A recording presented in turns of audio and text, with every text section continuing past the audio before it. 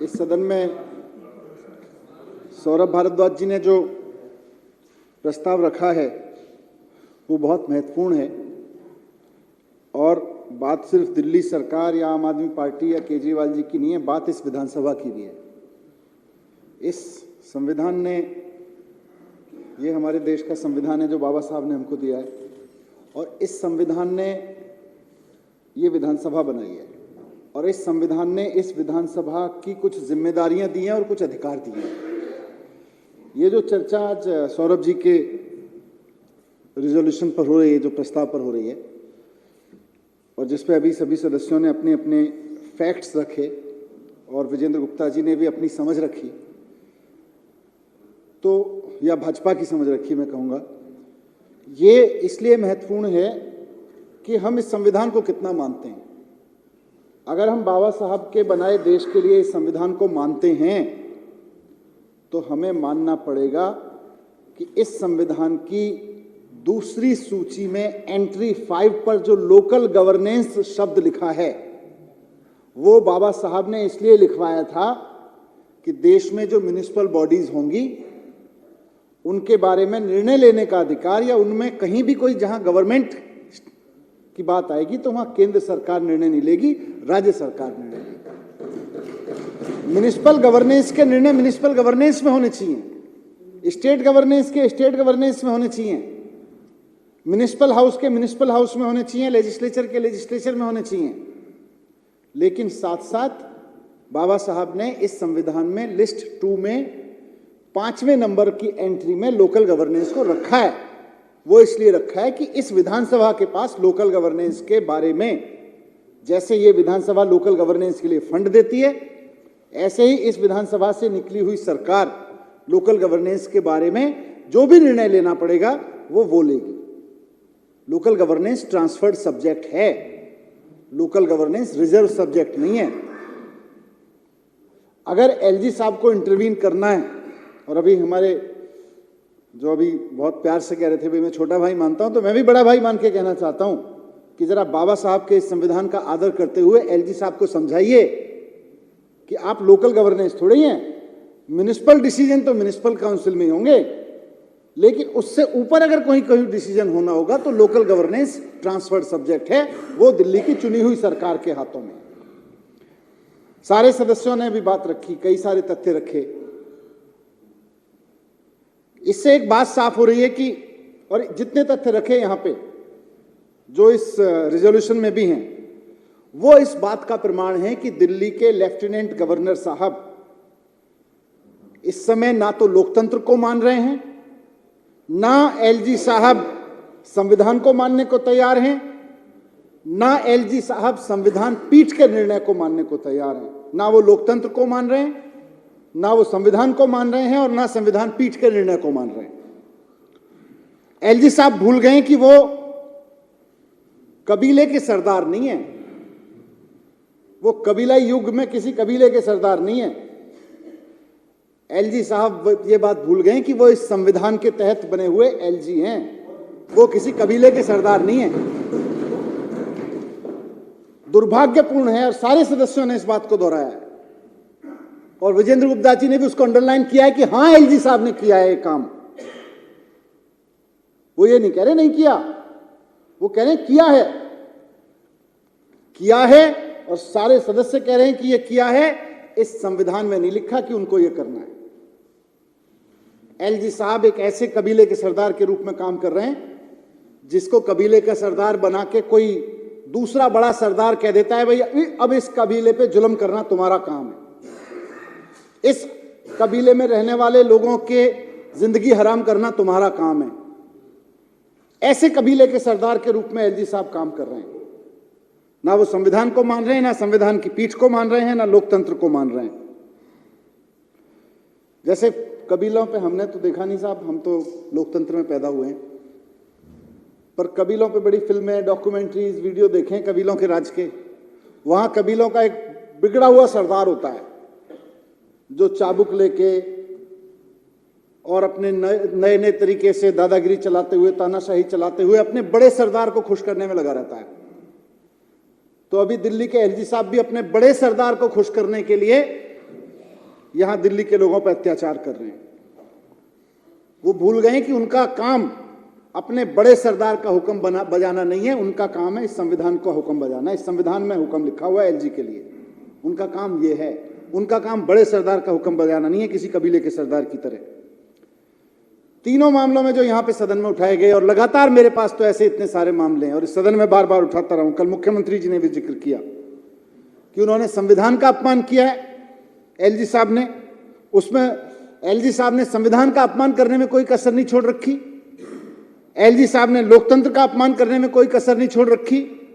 LG साहब ने संविधान पीठ के आदेश की अवमानना करने में कोई कसर नहीं छोड़ रखी। अभी विजेंद्र गुप्ता जी कह रहे थे कि 10 सदस्य चुनने का अधिकार एलजी साहब को है। किसने दे दिया? इस संविधान में तो लिखा हुआ है लोकल गवर्नमेंट के सारे मुद्दे राज्य की चुनी हुई सरकार देखेगी। कहां से आ गया उनके पास वो अधिकार? ये तो कबीलाई सिस्टम में हो सकता है। भाई कबीले के सरदार ने जो कह दिया कि मेरे पास ये अधिकार है, वो हो गया।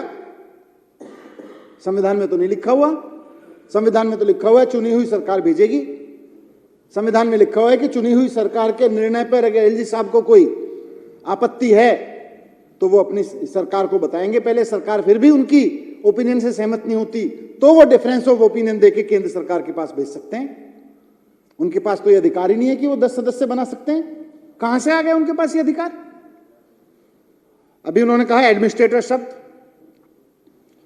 कानून में एडमिनिस्ट्रेटर लिखा है और इस देश के कानून की व्याख्या करने का, संविधान की व्याख्या करने का सर्वोच्च अधिकार इस देश की सर्वोच्च अदालत को है।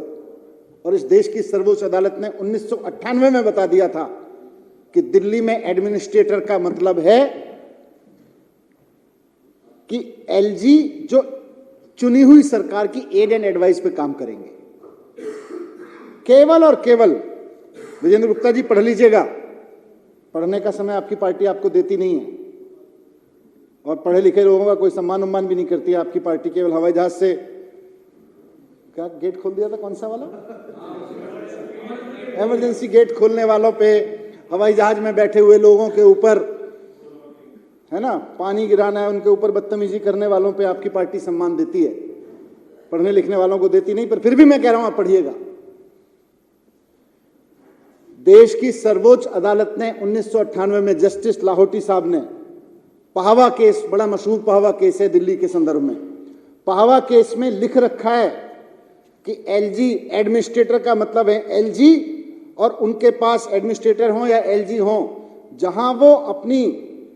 जहां उनके पास में डिसीजन लेने की पावर जुडिशियस कैपेसिटी में, जहां उनको कोई जुडिशियल डिसीजन देना है वहां उनके पास में निर्णय लेने की पावर है। बाकी सारी मामलों में उनके पास एड एंड एडवाइस से चलने की पावर है, उनकी बाध्यता है, bound by add and advice है। चुनी हुई सरकार के फैसले को मानना उनकी बाध्यता है। लेकिन वो तो कहते हैं मैं तो चुनी हुई सरकार को नहीं मानता, कोई भी निर्णय दे देते हैं। संविधान को तोड़ते हुए उन्होंने 10 एल्डरमैन नियुक्त कर दिए।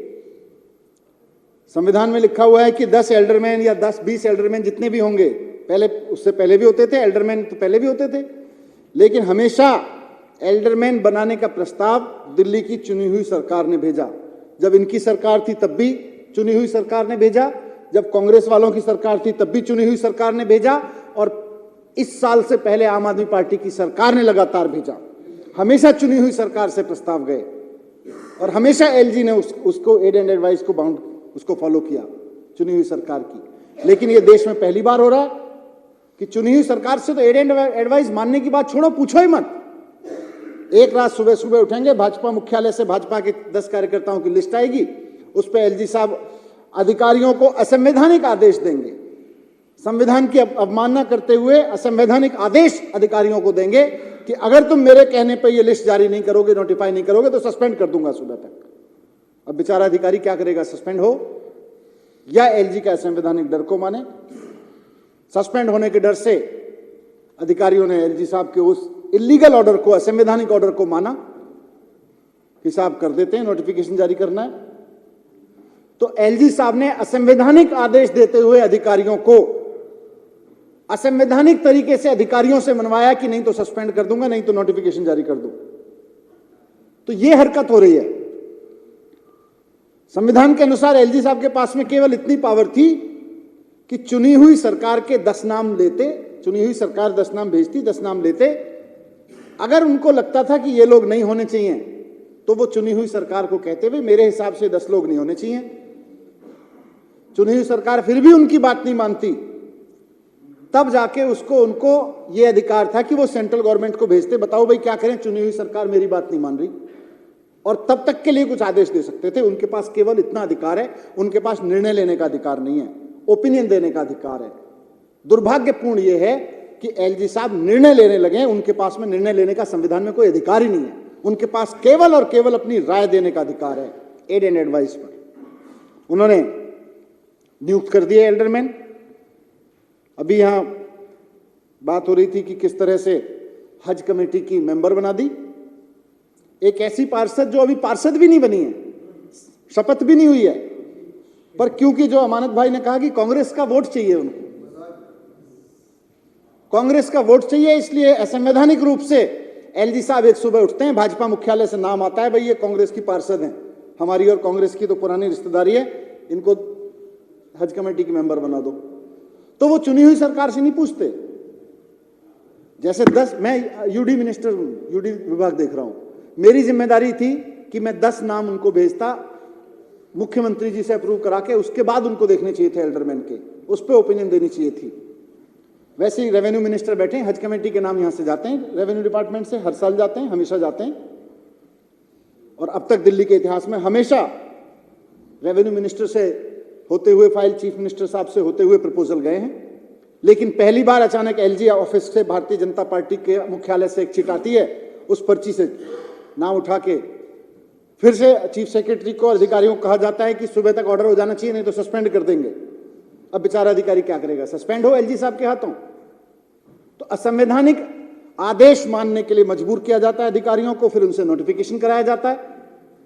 तो इलीगल तरीके से हज कमेटी का मेंबर नियुक्त कर दिया, असंवैधानिक रूप से, असंवैधानिक रूप से 10 एल्डरमैन नियुक्त कर दिए। अब ये कह रहे हैं जी एडमिनिस्ट्रेटर हैं, उनके पास तो पावर है। फिर ये पावर मनमर्जी से कैसे चलती है? एल्डरमैन में नियुक्त करने में एलजी साहब के यहां से फाइल बन जाती है, आदेश हो जाता है। अब ये कह रहे हैं कि आपने प्रोटेम, क्या बोलते हैं इसको, प्रिजाइडिंग ऑफिसर शपथ दिलाने के लिए जो नियुक्त की, उसकी फाइल तो आपकी वाली मानी, फिर हमारी फाइल क्यों मानी? फिर भी खुद ही कर देते।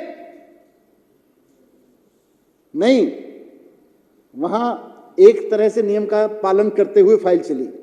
एमसीडी से फाइल आई, दिल्ली सरकार के पास होता ही यह है हमेशा इस संविधान के अनुसार, एमसीडी से कोई भी फाइल अगर दिल्ली सरकार के पास आएगी, वो चाहे एलजी के पास जानी हो या भारत सरकार के पास जानी हो या मंत्री के पास आनी हो, सबसे पहले एमसीडी कमिश्नर से होते हुए एमसीडी के पास से फाइल आती है, प्रपोजल आता है दिल्ली के यूडी डिपार्टमेंट में।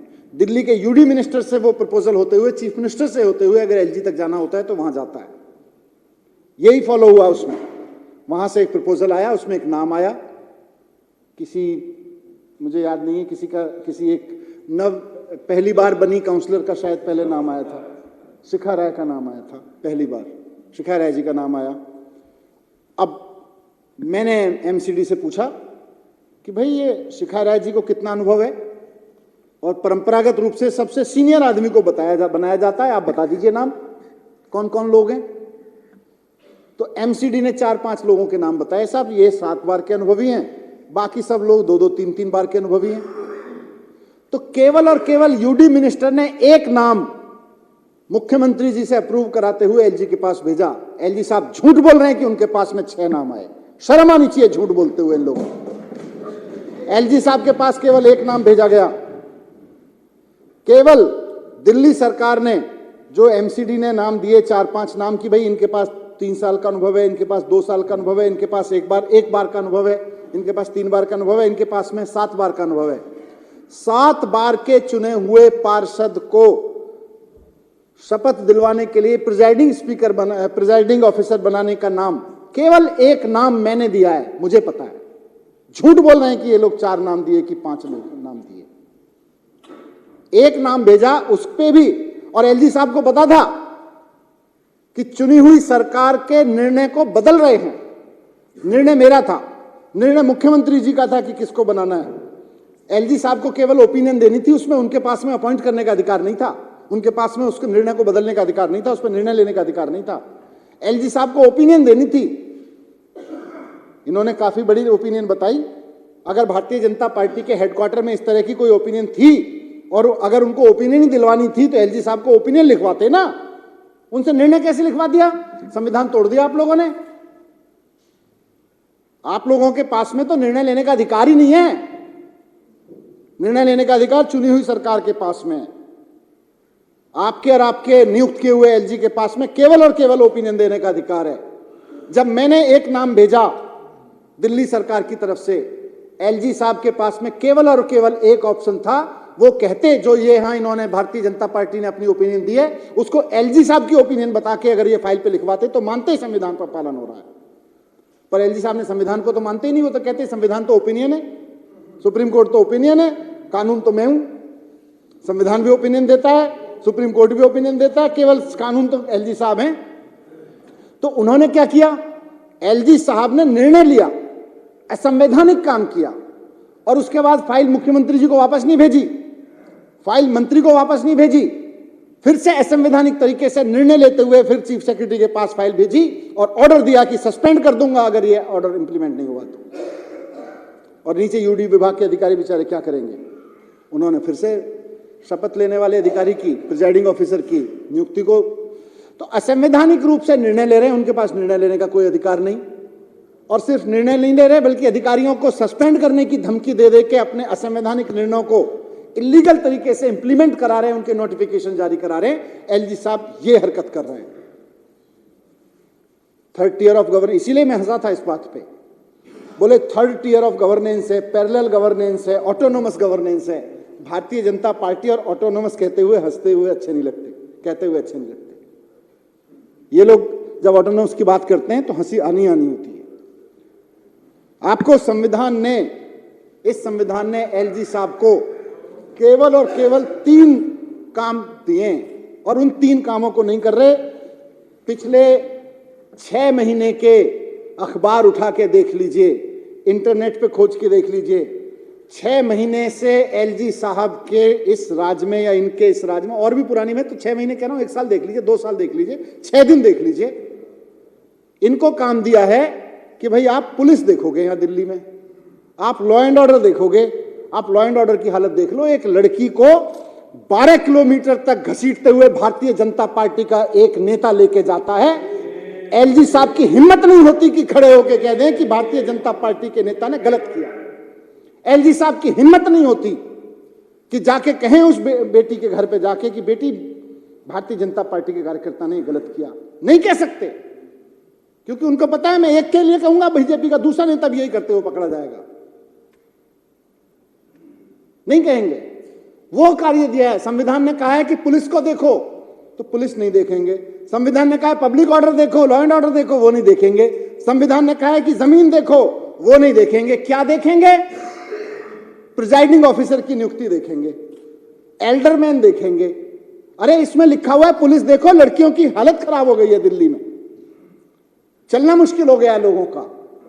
रोजाना कम से कम 10-15 मामले ऐसे आ रहे हैं जो हाईलाइट हो रहे हैं। हर थाने में कुछ ना कुछ ऐसा हो रहा है। किसी थाने का चक्कर नहीं लगाएंगे,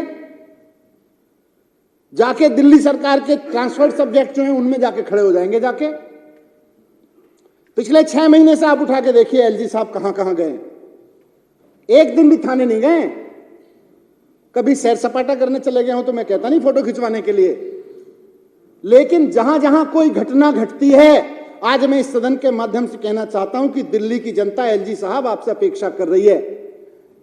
बीजेपी के बड़े सरदारों और कबीलाई स्टाइल में काम मत करो।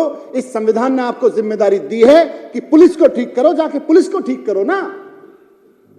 पूरी दिल्ली में डीडीए की जमीन कब्जा रखी है। मेरी विधानसभा में कब्जा रखी है डीडीए की जमीन भूमाफिया ने। अभी राजेंद्र गौतम जी बैठे हैं, जमीन कब्जा के, वहां पे स्कूल की जमीन कब्जा के भूमाफिया ने, भाजपा का समर्थित भू माफिया है। अकेले राजेंद्र गौतम जी ने और हमारे एजुकेशन के डायरेक्टर्स ने खड़े होके, और वहां मैं लोकल पुलिस को कहूंगा, उन्होंने खड़े होके वो छुटवाई है। वहां पे राजेंद्र गौतम जी ने पूरी जान पे खेल के छुटवाई है। महेंद्र गोयल जी बता रहे इन्होंने, विनय मिश्रा जी ने छुड़वाई है, भूमाफिया ने कब्जा रखी थी। एमएलएस को जमीन छुड़वानी पड़ रही है। एलजी साहब का काम था डीडीए की जमीन, और दिल्ली में जमीन अगर कहीं भूमाफिया ने कब्जा रखी है तो उसको छुड़वाए ना। उस पर बात नहीं करेंगे। बात किस पे करेंगे? फिनलैंड टीचर नहीं जाने चाहिए, इस पे बात करेंगे। यह बात नहीं करेंगे कि भूमाफिया ने जमीन कब्जा रखी है। अगर एलजी साहब को इस संविधान कबीलाई सरदार की तरह करना है तो फिर तो कुछ भी करिए, कौन पूछने वाला है।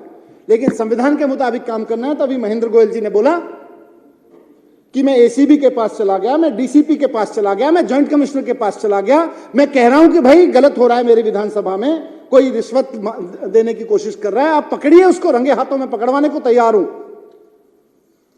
एलजी साहब के कान पे जूं नहीं रेंगेगी, क्योंकि एलजी साहब तो मानते ही नहीं संविधान को। एलजी साहब तो संविधान की पीठ को मानते ही नहीं। उनको गलतफहमी हो गई है कि ट्रांसफर सब्जेक्ट उनके हिस्से में और पुलिस हमारे हिस्से में। ऐसे कर लो, एक्सचेंज करके देख लो, हमें तो कोई इसमें दिक्कत नहीं है। आप हमें दे दो सारे ट्रांसफर सब्जेक्ट, और फिर देखो हम ट्रांसफर सब्जेक्ट में ठीक करके दिखाते हैं। जैसे स्कूल ठीक करके दिखाए वैसे ही करके दिखाएंगे, पुलिस का काम भी ठीक। लेकिन नहीं करेंगे, क्योंकि पुलिस तो चलानी ही नहीं, जमीन पे तो चलाना ही नहीं, वो तो वहां तो इनका माफिया काम कर ही रहा है। यहां ऐसे ऐसे अब सुनने को मिलता है जमीन के मसले में बहुत सी सारी चीजें।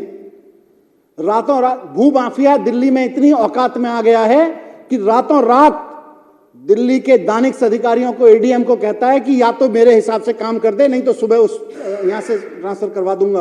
और जब वो एडीएम नहीं मानता उसकी, तो ट्रांसफर हो गया। ये एलजी साहब का काम था, इसको देखना, उसको नहीं देख रहे। मैं अभी सोच रहा था जब ये बोल रहे थे, भाई कहां कहां एलजी साहब दखल दे रहे हैं, हर जगह दे रहे हैं। वो हमारे इंजीनियर बीटेक साथी हैं, एमएनसी में भी काम किया, इन्होंने बड़ा अच्छी उपमा दी उसकी कि भाई एडमिनिस्ट्रेटर का काम तो स्विच ऑन स्विच ऑफ करना है, बाकी काम तो डेस्क पे बैठे हुए या सिस्टम पे बैठे हुए और लोग करते हैं। उसमें वो भूल गए वह कहना कि ये तो ठीक है कि एडमिनिस्ट्रेटर का काम है स्विच ऑन स्विच ऑफ करना, लेकिन एलजी साहब के मामले में देखेंगे तो एडमिनिस्ट्रेटर का काम भी स्विच ऑन स्विच ऑफ करना केवल एड एंड एडवाइस पे है। मंत्रिमंडल कहेगा ऑन तो ऑन, मंत्रिमंडल कहेगा ऑफ तो ऑफ। इंडिपेंडेंट पावर नहीं है वहां पे स्विच ऑन स्विच ऑफ की।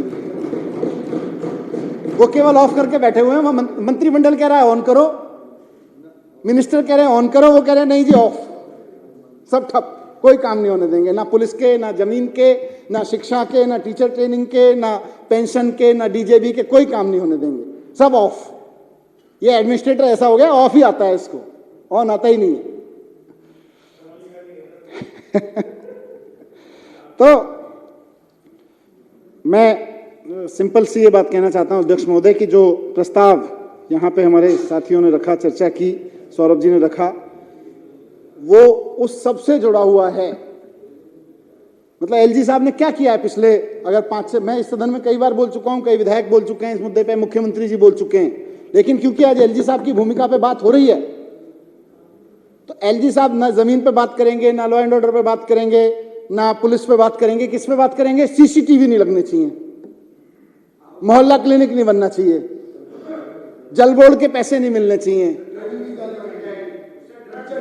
टीचर ट्रेनिंग पे नहीं जाने चाहिए, डोर स्टेप डिलीवरी नहीं होने चाहिए, नहीं तो ट्रैफिक बढ़ जाएगा। राइटिंग में है, राइटिंग में है, योगा क्लास बंद हो जानी चाहिए। योग कर लेंगे तो लोगों की उम्र बढ़ जाएगी। तो एस्टेट मैनेजर्स हॉस्पिटल में लगाए, वो हटा दिए, नर्सेज हटा दी वहां से, अभी मेडिकल स्टाफ हटा दिया। मोहल्ला क्लिनिक एक समय पे जब बनाने के लिए लड़ रहे थे, तो हर चीज के लिए लड़के करना पड़ता है। अब जो है ये एमसीडी में कह रहे हैं कि जी एडमिनिस्ट्रेटर हैं हम, तो पहावा जजमेंट कहता है एडमिनिस्ट्रेटर को केवल और केवल डिस्क्रिशनरी पावर तब है जब उसको कोई जुडिशियल डिसीजन देना हो, वरना हर चीज में उनको एड एंड एडवाइस माननी पड़ेगी। एलजी साहब से मैं निवेदन करूंगा कि कबीलों के सरदार की तरह से बात मत करिए, काम मत करिए। आप चुनी हुई सरकारों से निकल के आते हैं, आपको अपॉइंट किया है वहां पे, तो ये संविधान आपको कुछ पावर देता है और कुछ नहीं देता है, उसको फॉलो करिए, संविधान को फॉलो करिए। ये मत करिए कि कबीलों की सरदार की तरह अपने बड़े सरदार को खुश करने के लिए दिन रात जी हुजूर करते रहते हैं। थोड़ा जनता की भी सोचिए, थोड़ा इस संविधान की भी सोचिए। बहुत बहुत धन्यवाद।